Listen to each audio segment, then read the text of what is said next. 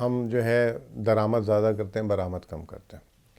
تو اگر دنیا میں حالات چینج ہوں گے تو وہ حالات جو ہے فوراً نمودار ہو جائیں گے پاکستان میں.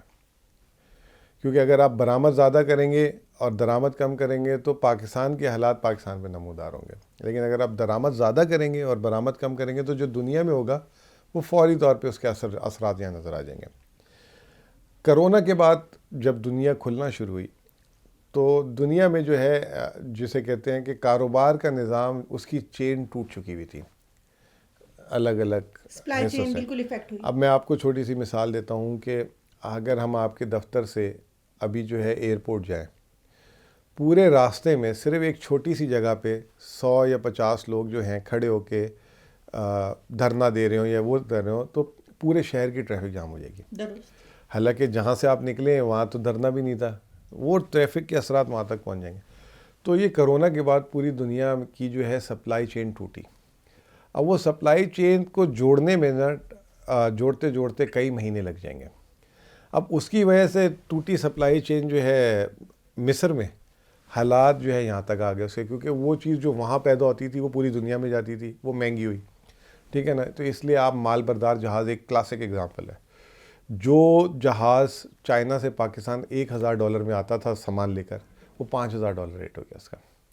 اچھا جب وہ $5,000 ہو گیا تو وہ پھر اس نے جو ہے جس ٹائم پہ آنا تو اس سے زیادہ ٹائم بھی لے لیا. اب ایک چیز ٹائم پہ نہیں پہنچے. اس کی مثال آپ کو فردر دیتا ہوں چینی سے. چینی 15 تاریخ سے کرشنگ شروع ہونی ہے پنجاب میں، اب شروع ہو گئی ہوگی. سب نے یہ کہا کہ یار یہ شاید 15 نہیں 20 تاریخ سے شروع ہوگی. تو ایک دم ہم نے دیکھا 8-10 دن پہلے جو ہے 100 روپے سے چینی 150 روپے کر دی. بالکل. اچھا شارٹیج بھی ہو گئی مارکیٹ میں. شارٹیج نہیں تھی، وہ اس میں اسپیکولیٹر آ گیا، سٹے باز آ گیا. ابھی چینی شروع نہیں ہوئی 100 روپے کیسے ہو گئی واپس؟ اگر شارٹیج ہوتی تو پھر واپس ریٹ نیچے پیچھے کیسے آ گیا؟ تو پھر جو ہے اس طرح کے عناصر اس کا فائدہ اٹھاتے ہیں. ہر آدمی اپنی منہ مانگی قیمت مانگتا ہے. جس کے ہاتھ میں جو سودا ہوتا ہے وہ کہتا ہے جی میں نے تو اتنے کا دینا ہے، کیونکہ اس کو پتہ ہے کہیں اور سے ملنا نہیں ہے. تو اس وقت دنیا اس جنگ سے جو ہے متاثر ہے.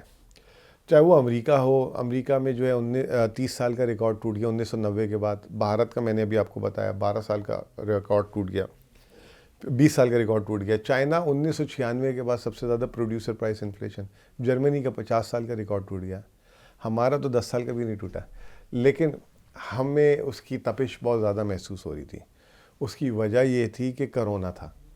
کرونا کے دوران ہم نے جو ہمارے پاس جو بچتیں تھیں یا وہ تھی لوگوں نے خرچ کر دی تھی، علاج کے لیے خرچ کر دیں، کسی نے بچا کے رکھا ہوا تھا، کسی نے کچھ تو اس کی وجہ سے جب آپ کی کمر جو ہے کسی بھی نہ ہو تو تھوڑی سی بھی چیز جو ہے نا آپ کو بڑی زیادہ تکلیف دہ ہو جاتی ہے.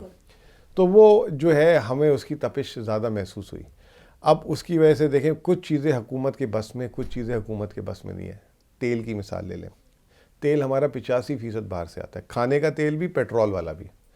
پیٹرول والا تو 85 آتا ہے، کھانے والا 90% آتا ہے. عالمی مارکیٹ میں کھانے والے تیل کی قیمت جو ہے $550 سے $1,400 ہو گئی.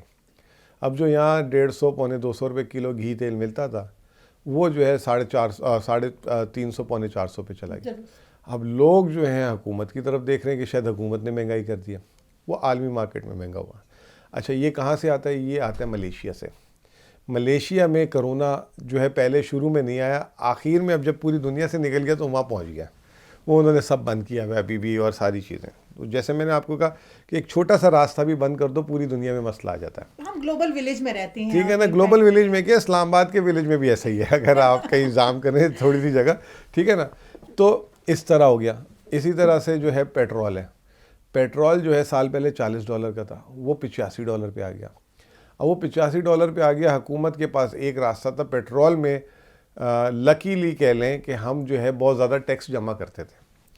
جتنے کا پیٹرول ہوتا تھا اس کی آدھی قیمت 17.5%، پھر پیٹرولیم لیوی جتنے کا پیٹرول ماضی میں ہوتا تھا اس کی آدھی قیمت ہم ٹیکسز کی شکل میں لے لیتے تھے. ٹھیک ہے نا. تو وہ حکومت نے اپنے ٹیکس چھوڑنا شروع کر دیا. چھوڑتے اب $145 کا پیٹرول ہو گیا اور $9 حکومت کی آمدنی رہ گئی اس میں. اگر جو حکومت تمام ٹیکسز لیتی جو اس قیمت میں ڈالتی تو آج کی صبح کا ریٹ جو ہے $195 لیٹر تھا پیٹرول کا، یعنی $50 مہنگا.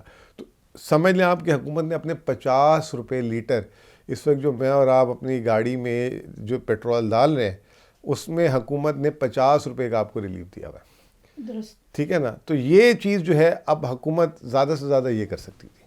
اب آپ کو اب آپ کو سیلز ٹیکس معاف کر دیا، سیلز ٹیکس دے نہیں سکتی، ادا نہیں کر سکتی، کیونکہ حکومت قانوناً لینا ہے اس نے، آپ کو نہیں ادا کر سکتی.